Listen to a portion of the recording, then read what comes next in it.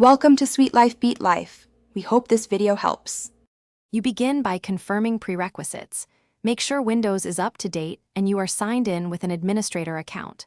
Once done, temporarily disable any third-party antivirus to avoid conflicts because two real-time engines clash. Now open Windows Security, go to Virus and Threat Protection, and click Manage Settings. This is the first actionable step.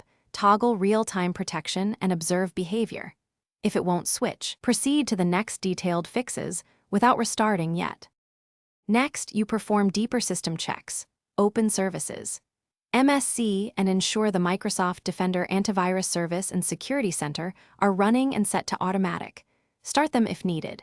Then, open Regedit and navigate to hklm/software/policies/Microsoft/Windows Defender. Confirm Disable Real-Time Monitoring is 0 or remove the policy.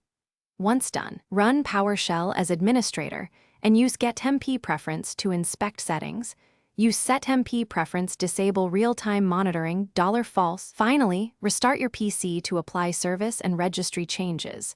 Then open Windows Security and confirm real-time protection can be toggled on. If it still fails, run a Windows Defender offline scan to remove stubborn malware that blocks settings.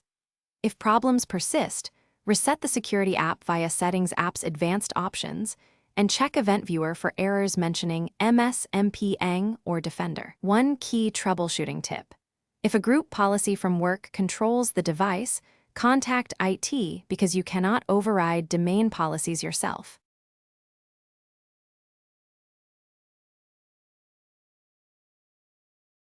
Thanks for watching. Consider subscribing if we helped you.